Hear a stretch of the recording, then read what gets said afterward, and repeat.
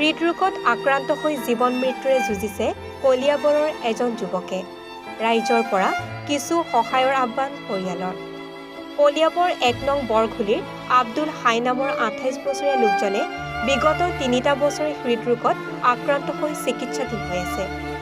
বিভিন্ন সময়ত অসমৰ বহুকেইখন আগশাৰী চিকিৎসালয়ত ভৰ্তি হৈছে যদিও আজিও লাভ কৰা নাই সুফল। এতিয়া চিকিৎসকে বাহিৰলৈ নিয়াৰ পৰামৰ্শ আগবঢ়াইছে যদিও অৰ্থৰ অভাৱত বাহিৰলৈ নিব পৰা নাই পৰিয়ালে। ২ সন্তানৰ পিতৃ আব্দুল হাই বৰ্তমানেও গুৱাহাটী মেডিকেল কলেজ হাস্পতালত চিকিৎসাধীন হৈ আছে। আব্দুল হাইৰ চিকিৎসাৰ বাবেই মাটি বাৰী বেচি শেষ কৰিছে পৰিয়ালে। এতিয়া এসাঁজ আহাৰৰ বাবেও চিন্তা কৰিবলগীয়া হৈছে পৰিয়ালটোৱে। উপায়ন্তৰ হৈ এতিয়া ৰোগীয়া ভাতৃৰ চিকিৎসাৰ বাবে চৰকাৰ তথা অসমবাসী ৰাইজৰ পৰা কিছু আৰ্থিক সহায় বিচাৰিছে দুৰ্ভগীয়া পৰিয়ালটোৱে।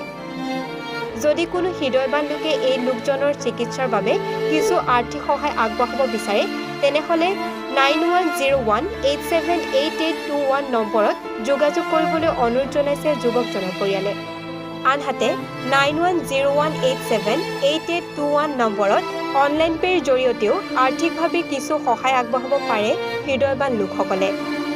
আপোনালোকৰ অকণমান সহায়ে হয়তো দুৰ্ভগীয়া পৰিয়ালটোক জীয়াই থকাই সকাহ দিব। হাৰ্টৰ প্ৰব্লেম, হাৰ্টত পানী হৈ গৈছে। আজি প্ৰায় 3 বছৰ কাল হৈ গ'ল, মানে ইয়াক এই বেমাৰত পৰি আছে। আমি অসমৰ ভিতৰত এনেকুৱা হস্পিটেল নাই যে নিবলগীয়া নাই, নিছোঁ। কিন্তু এতিয়া কৈ আছে, ডক্টৰে পৰামৰ্শ কৈ আছে যে বাহিৰত নিব লাগে।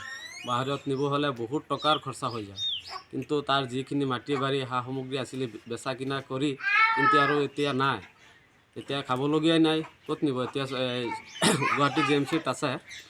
কিন্তু আমি চৰকাৰক আহ্বান কৰোঁ আৰু লগতে আমাৰ আজমল ডাঙৰীয়া যদি ইয়াৰ অকণমান সঁহাৰি আগবঢ়ায় তেতিয়াহ'লে ইয়াৰ পৰিয়ালটো আৰু সি বাচি থাকিব পাৰে। সি বাচি থাকিলে ইয়াৰ পৰিয়ালটো থাকিব। এটা ল'ৰা এটা ছোৱালী, বয়স 28 বছৰ।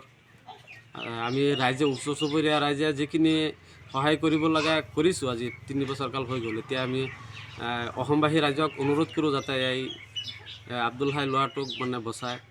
ডক্টৰে কৈছে বাহিৰত নিলে চেষ্টা কৰিলে ই বাচি যাব পাৰে। কি বেমাৰ হৈছে? এইটো হাৰ্টত পানী আহি গৈছে, হাৰ্ট ব্লক হৈ গৈছে এতিয়া, আৰু কিডনিও মানে ডেমেজ হৈ আছে লাহে লাহে চিকিৎসাধীনত। এতিয়া আমি চৰকাৰক আৰু আহ্বান কৰোঁ, আমাৰ কেশৱ মহন্ত ডাঙৰীয়াও আছে, আজমল ডাঙৰীয়াও আছে, যদি এই পৰিয়ালটোক অকণমান সহায় আগবঢ়ায় তেতিয়াহ'লে পৰিয়ালটো জীয়াই থাকিব পাৰিব। মানুহজনৰ বেমাৰ আজি প্ৰায় 3 বছৰ কাল হৈ গ'ল।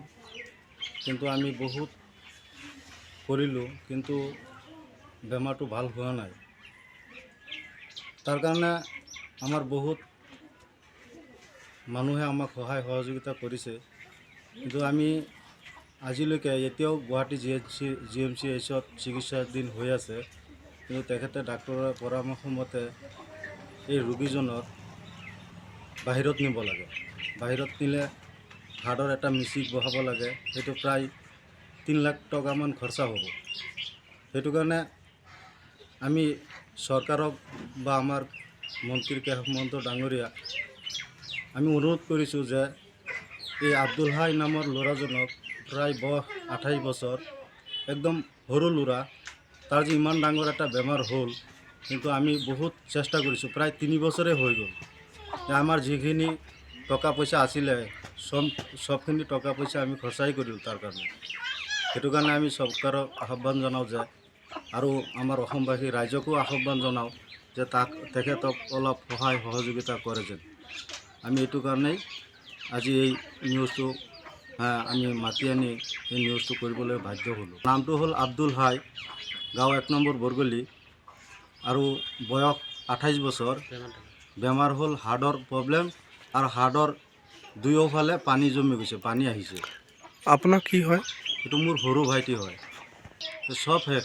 এইটো কাৰণে আমি যিখিনি মাটি বাৰীও আছিলে সেইটো আমি বন্ধক দি বা বিক্ৰী কৰি এইটো যিমান টকা হৈছিলে সেইটো প্ৰায় টকা আমি খৰচা কৰি দিলোঁ তাৰ কাৰণে। সেইটো কাৰণে আমি চৰকাৰক, অসমবাসী ৰাইজকো আহ্বান জনাইছোঁ যে, অনুৰোধ কৰিছোঁ যে তাক অলপ সহায় সহযোগিতা কৰি যেন তাক এই পৰিয়ালটো আৰু আমি বাহিৰত নিবৰ কাৰণে এটা সুবিধা হোৱাৰ আশাত আমি কলিয়াবৰৰ পৰা নেকিবুৰ ৰহমানৰ প্ৰতিবেদন এনিফাৰত 24।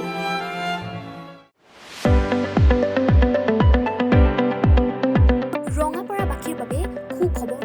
আপুনি যদি দুচকীয়া বাহন ল'ব বিচাৰিছে তেন্তে এতিয়াৰে পৰা আৰু চিন্তাৰ কোনো প্ৰয়োজন নাই।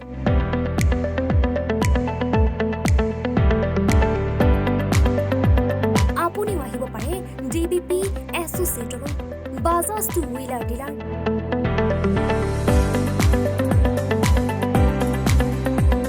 আমাৰ ঠিকনা ৱাৰ্ড নং 8 ঠাকুৰবাৰী ৰোড, ডাকঘৰ, ৰঙাপাৰা, জিলা শোণিতপুৰ।